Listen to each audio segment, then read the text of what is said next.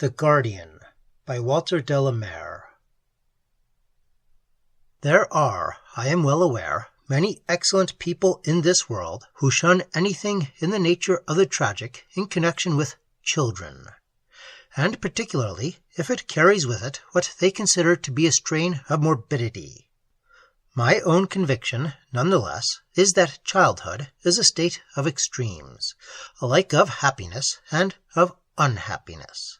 And I speak from my own knowledge, derived from observation and experience long before this psychiatry became a craze, when I say not only that some of the saddest, gravest, most dreadful, and most profound experiences in life may occur in our earliest years, but that, if they do, the effects of them in afterlife persist. I am not a mother, I am what is called an old maid, but even old maids, I assume, are entitled to their convictions. I might first explain that I am the last of my family. In my earlier years, I had 3 sisters. Philip was the only son and a posthumous child of the youngest of them, Rachel, and his mother was the only one of us to marry. What opportunities the others had to follow her example is nothing here to the point. At all events, they remained single. My sister's choice was a tragic one. Her head was at the mercy of her heart. Her husband was a man who may be described in one word. He was wicked. He was selfish, malicious, and vindictive, and the moment I saw him, I warned my sister against him, but in vain. He failed even to contrive to die respectably. I mention this merely because his character may have some bearing on what I have to relate, but what I can hardly say. Philip was born 3 months after his father's death. In spite of the grief and affliction which my poor sister had endured during the brief period of her married life, there appeared to be nothing amiss with him. Nature goes her own way. He was a quiet and tractable child, although he was subject to occasional outbreaks of passion and naughtiness. He was what is called a winning little boy, and I loved him very dearly. He was small for his age and slenderly built. In his earlier years, his hair, and he had a long and narrow head, was of a pale gold, straw-colored, in fact, but it darkened later to a pretty lightish brown, and was very fine. Hairdressers frequently remarked on this. He had a small nose and deep-set but clear gray eyes of a color seldom seen in company with that colored hair. He looked delicate, but was in fact not so. This appearance, and he was by nature a sensitive and solitary child, suggested effeminacy. But since in his case it implied only fineness and delicacy of mind as well as of body, it was nothing but a tribute to him. I consider it a poor compliment to a woman, at any rate, to be regarded as mannish and masculine. Let us all keep to what we are, and as much of it as possible. On this account, however, I counseled his mother to send him to no school until he was in his 9th year. She herself was inclined to be indulgent. Still, I am a great believer in the influence of a good home life on a young child. Affection is by no means always a flawless mentor, but I know no better. And as my sister, still a young woman, had been left badly off, I had the pleasure and privilege of paying for Philip's education. I selected an excellent young governess with a character. She taught him 5 mornings a week, and with ease, the usual elements, and I especially advised her to keep as far as possible to the practical side of things. His own nature and temperament would supply him with the romantic, and that I regarded with misgiving. Later, he was sent to what an old friend of mine assured me was a school, a preparatory school, where even a sensitive and difficult child might have at least every opportunity of doing well and of being happy. His first reports, and I had myself insisted on being taken over the whole school, scullery to attics, and on having a few words alone with the matron, were completely promising. Indeed, in his 3rd term, Philip won a prize for good conduct, a prize that in these days I regret to hear is disparaged, even sneered at. Not that rewards of this kind are necessarily an enduring advantage, even to the clever. Much depends, naturally, on what is meant by goodness. Now, in my view, it is a mistake to screen and protect even a young child too closely. Mind, I say, too closely. I am no believer in cosseting. A child has to face life. For this, he has been given his own defenses and resources. Needless to add, I am not defending carelessness or stupidity. I remember seeing at a children's party a little girl in a flimsy muslin frock and pale blue ribbons, a pretty little creature too, who exhibited every symptom of approaching measles. Shivery, languid, feverish, running at the eyes and nose, the usual thing. And I kept her by me, and I warned her nurse. But it was too late. 13 children at that one small party eventually fell victims to this stupidity. As with risks to physical health, so with mental ailments and weaknesses. Night fears and similar bogies may be introduced into a young and innocent mind by a silly nursemaid, or by too harsh a discipline, or perhaps by an obscure inheritance. There may also be natural weeds. When I was a girl, even I myself was not entirely immune from them. I dreaded company, for example, was shy of speaking my own mind and of showing affection. I used both to despise and to envy the delicate, the demonstrative, and even on a summer's day was always least happy in the twilight, least at home. The dark, on the other hand, had no terrors for me. As events proved, such fears not only affected Philip a good deal more than they affect most children, but with a peculiar difference. Indeed, I have never since encountered a similar case. Towards the end of December in that year, he came, as usual, to spend his Christmas holidays with me. This was an arrangement with which my sister willingly complied. But I had only suggested it, I never made demands.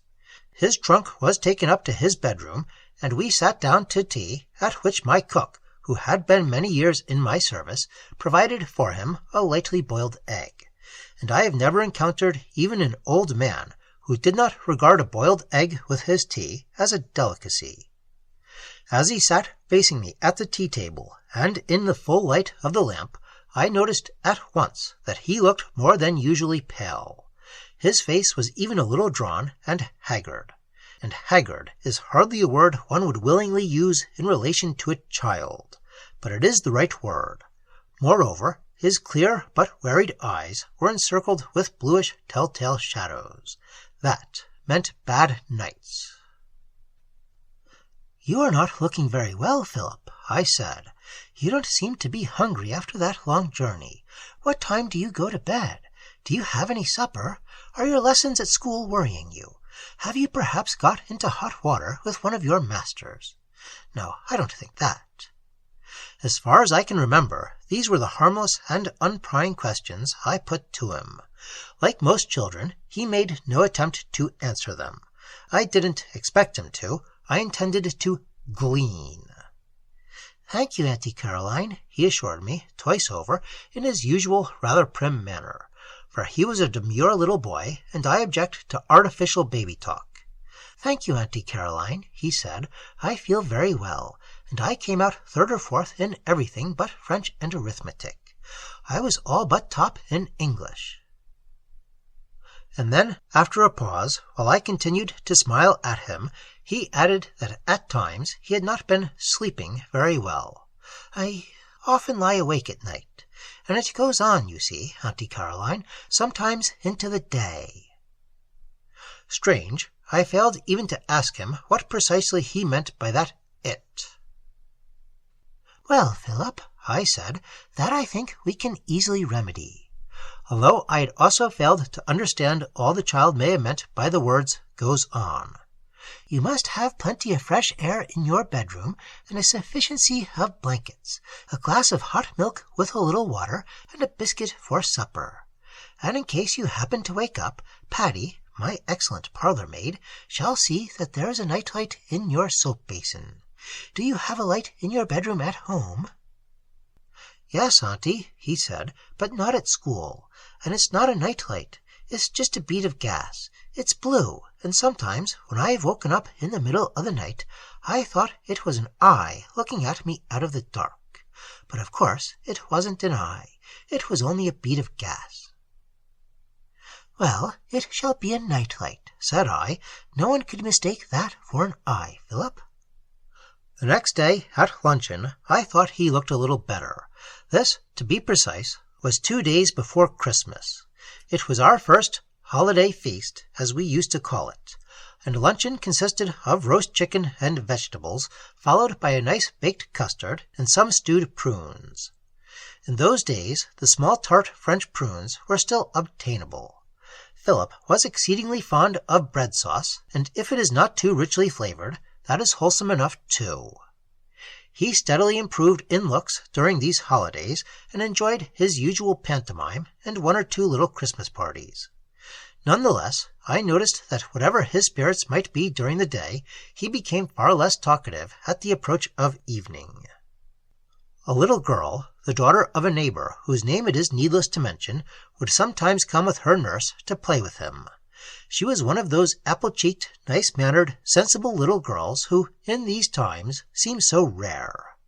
During the early afternoon the 2 children would be perfectly happy together, but towards nightfall, when the day began to droop, Philip's spirits would perceptibly languish. He would then only pretend to play, and at tea it was Rosie and I who talked, though I am sure that in her childish fashion she did her best to persuade him to come out of his shell and to smile again. But a child of 7 who refuses to eat a slice of plum cake when he is neither ill nor homesick must be troubled in mind or already sick. I knew that and kept my eyes open, and presently the trouble came out. When Rosie was gone, Philip took a picture book, a Christmas present, and sat down on a stool by the fire while I resumed my knitting. A cautious glance or 2 at him soon revealed the fact that he had ceased to read, although his eyes remained fixed upon his book. With a sigh he would begin again, and yet again his attention would wander. That night I twice visited his bedroom. He lay quietly asleep, his nightlight burning on the washstand. In the small hours I fancied I heard a cry. I listened. Nothing followed, and I left my bedroom door ajar. Next morning, after breakfast, he trod by accident on my cat's tail. It proved to be a fortunate accident, at least for Philip. Animal and child, they were on excellent terms with one another, but at the sudden, exasperated squeal from the startled animal, he was peculiarly affected, began to tremble, and suddenly burst into tears.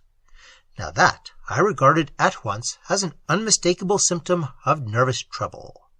I waited until the table had been cleared. Then I called him to me and said, "Philip, you must have had bad dreams last night.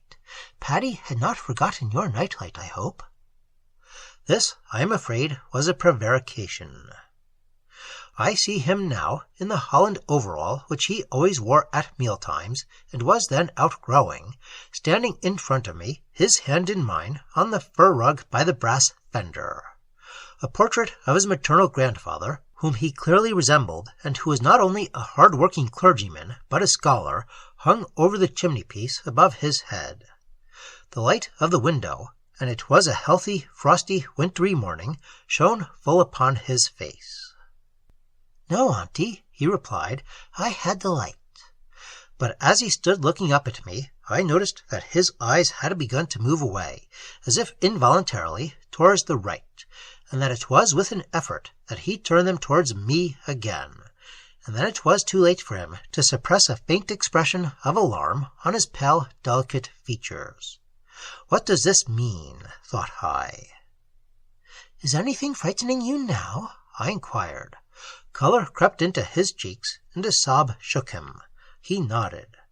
"In this very room," said I, and searched with my glance the corner of it towards which he had turned. Nothing whatever was there that could account for his apprehension. No more unusual object, at any rate, than a bust of Cicero on its pedestal by the bookcase. a precious possession of my dear father's. But with a child one never knows. "What's troubling you now?" I said. "Tell me, Philip." And I spoke in a quiet, easy voice, gently fondling his small fingers. "It's what, Aunt Caroline?" he replied. "I see." "See where?" I pressed him. "Look at the bright, sparkling garden, at the trees and the hoarfrost on their branches, thick almost as snow." "Darkness, you know, Philip, can only remove that out of view. They themselves remain the same. No enemies there, just as we two remain the same, light or no light. Is there perhaps anything troubling your mind? Look at Puss now. He knows as well as I do that what happened just now was nothing but an accident." "It's not in the room," he told me. It's inside. It's when I look right over and turn my eyes this way, Auntie Caroline." They hardly wavered. "It began a long time ago, but it's only sometimes." "What is only sometimes?" I said. "At night, too?" By dint of careful questioning, I discovered at length that what troubled him was no more, as I thought at the time, than a mere fancy. He told me that when he turned his eyes as far as their orbits admitted in a certain direction, and after recent experiments of this kind he had ventured to do this very seldom, he perceived a shape, a figure there. A something dark, small and stunted, I gathered, with humped shoulders and bent head, and steadily scrutinizing him. I was dismayed.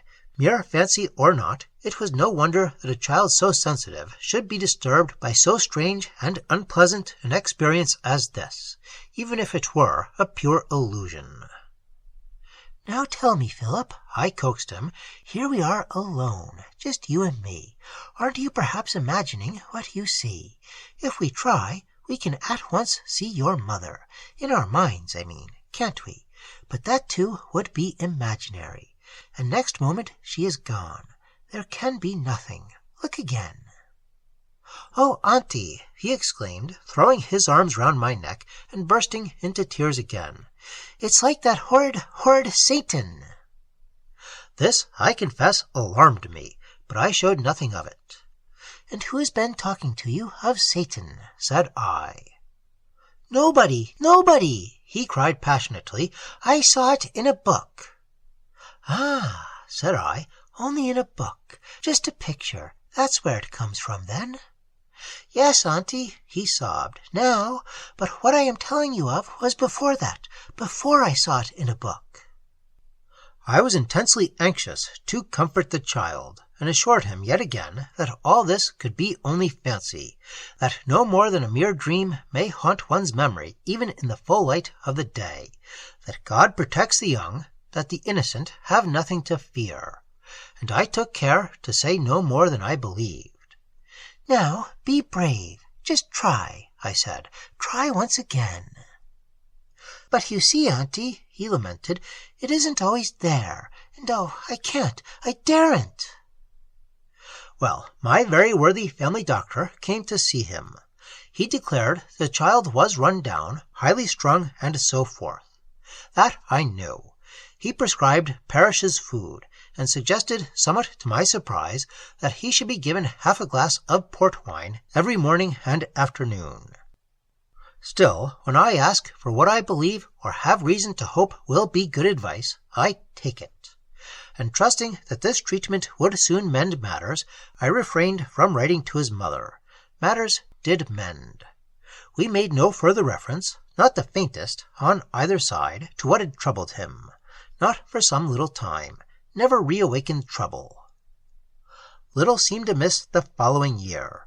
Philip spent his 10th birthday with me, and then, contrary to my own conviction, but seeing how much better and more confident he was looking, I asked him in a jocular fashion, when his favourite pudding, a jam roly-poly, was on the table, I asked him if he had ever been troubled again with those old fancies of his.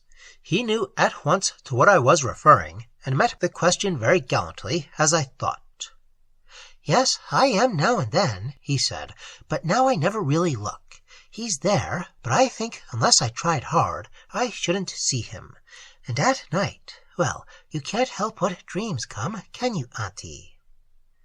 But how different were voice, manner, air, by comparison with the previous year.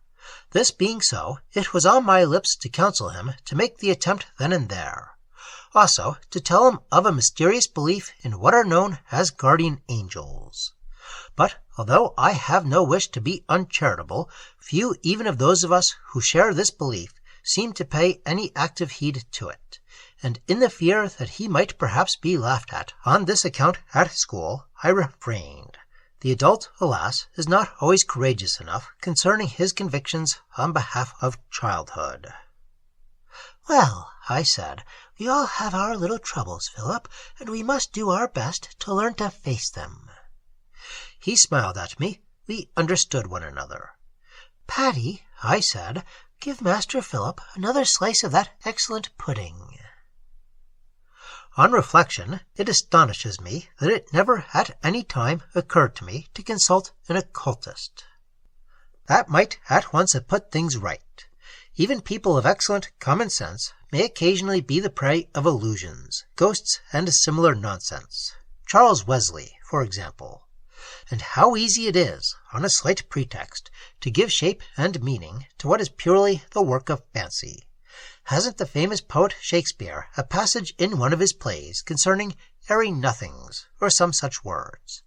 Even the best, the most skillful of occultists, and I should have chosen a good one, might very well have ascribed the child's fancies to a disordered liver, to those floating specks we may observe when we look at a whitewashed ceiling.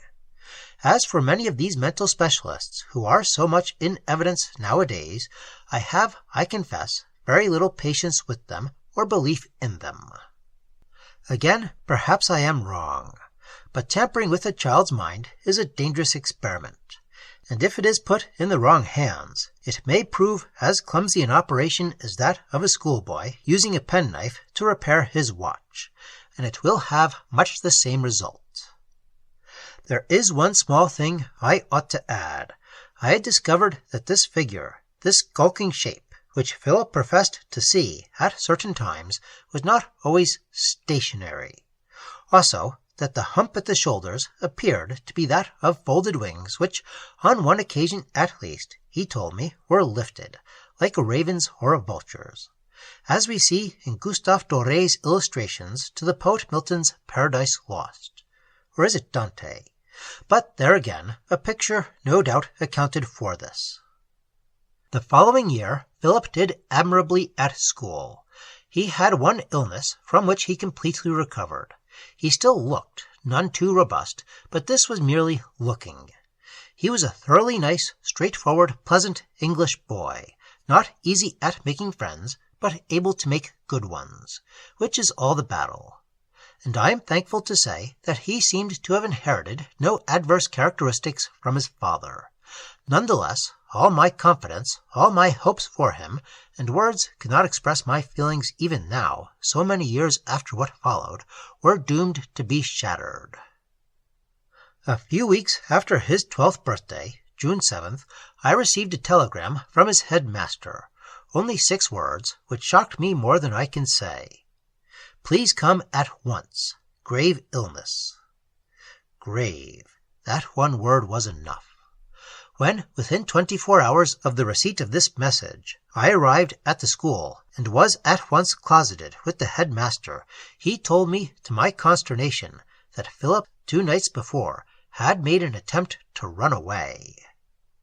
To run away? I repeated, blindly, eyeing my informant. Philip? Why? Where to? I could see by 1 or 2 little signs that, in spite of his restrained manner and carefully chosen words, he, the headmaster, Mr. Morgan I mean, had been shaken by what had occurred. And I had no intention of being unjust. I was merely seeking the facts. Indeed, a few such questions soon made it clear to me that this statement was not precisely in accordance with the facts. That Philip had intended to make this attempt there seemed to be little doubt, since an old discarded rope from the gymnasium had been discovered hidden away behind his Sunday clothes in his locker. What seems actually to have happened was this. For reasons unknown, the poor boy had recently been neglectful of his schoolwork. Nothing more serious than inattention and a tendency to absent-mindedness, to daydreaming. That far-away look in the eyes which I knew so well. He had got into trouble, too, for leaving food on his plate. Loss of appetite, I suggested. On the other hand, there had been no hint of positive unhappiness, and certainly not of deliberate wrongdoing. Nor, it seems, had he confided what he intended to do to any living soul in the school, not even to his closest friend or chum, a freckled, honest-looking boy named Olet. On the previous Tuesday, nonetheless, a few minutes before midnight, without awakening or disturbing any one of the 4 boys who shared his dormitory with him, he must have risen from his bed, opened the window, and crept out on the narrow ledge of stone beyond it. It was, as I remember myself, a quiet and a lovely night, the more serene for its moonlight. No rope had been used, that was certain. That had remained in his locker. If he had been awake, even partially awake, I argued silently, why no rope? The headmaster continued to look at me, but we found no words to express our feelings. My own conviction, and I see no reason to change it now, is that, aroused, perhaps, by some evil dream, Philip had been walking in his sleep.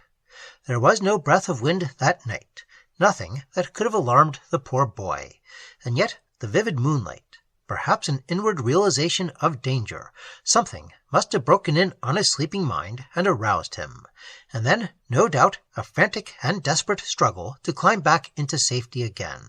But in vain. The child, only, please God, half conscious of his surroundings, and still under the influence of his dreams, had fallen headlong onto the flagstone path beneath the dormitory window.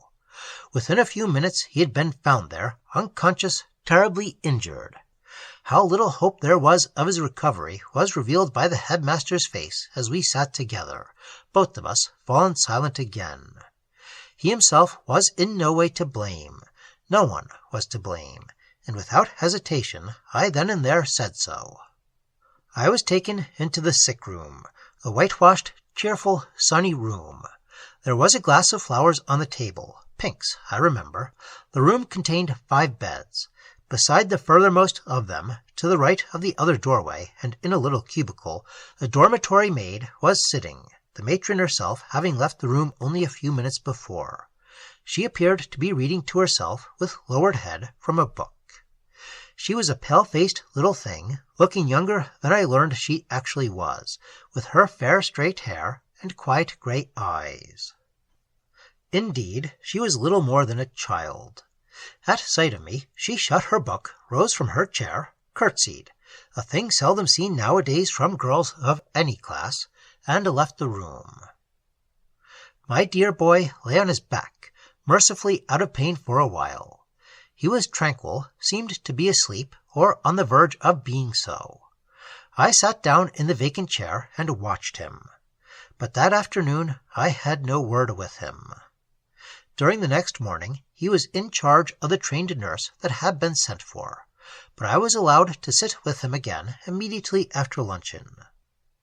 His mother could not arrive until the next day, and then it was feared she would be too late.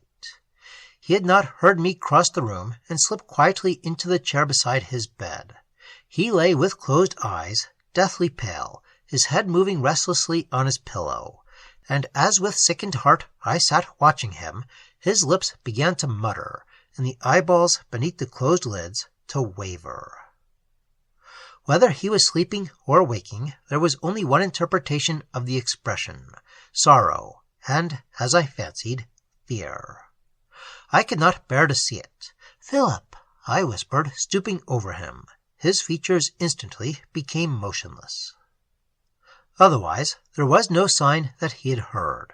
He was listening, caught up, it seemed, by some acute expectation. The grey eyes slowly opened and met my own. It was too late. The faint smile of welcome with which he now greeted me could not efface the darting, piercing disappointment that had first been revealed in their depths. "Dearest Auntie Caroline," he whispered after a moment's pause, putting out his hand to me. "Am I very ill?" I smiled again, and bent and kissed his bloodless fingers. "There, my dear," I said, "lie quietly. All will be well, and there is no need in the world to say anything unless you wish." The doctor himself had warned us that the boy was not to be crossed in anything, and I realized what that meant. In the brief, broken talk between us that followed, he confessed that he had some days before made up his mind to run away, to his mother, I admit, not to me, and then he had decided otherwise. "Why, Philip, what had made you so unhappy?" I ventured. "Not unhappy," he assured me. "I was too happy, but, you see, it was no use. It never could be." This completely perplexed me. But how ask a child why he is happy? "Then there was nothing. I was with you while you were asleep, my dear. There was nothing on your mind, nothing to be afraid of." Yet again the eyes turned restlessly in their sockets. "Afraid, Auntie?" he said. "Oh, no, I don't mind that now. Nothing to be afraid of now, I mean. It's still there, but now it doesn't matter." And what I saw in his face at this moment was certainly neither dread, nor terror, nor even misgiving. Nothing of that, but a grieved, profound, unutterable longing and pining. "Listen, Philip," I said. "Your mother will soon be here. Very soon." "That's lovely," he replied, but to my consternation, since I can truthfully say I had never in act or thought stood between them, there was something, a tone and accent, wanting even in that lovely, however sincerely it was meant. What then else could he be pining for? What could I do, or say, to rest his mind, comfort him? I pondered in vain. The plain whitewashed room was radiant with light. It was a beautiful summer morning. The airs at the window ebbed in, sweet with the flowers of the garden and the smell of new-mown hay. Out of the distance came the noise, the voices, of the boys in the playing fields. A day of darkness, leaden clouds, and pelting rain would have been easier to endure. At that time I had already steeled myself too many things in this world, but a life, I can truthfully declare, was slipping away far from me, more precious than my own. I was a stranger to all this.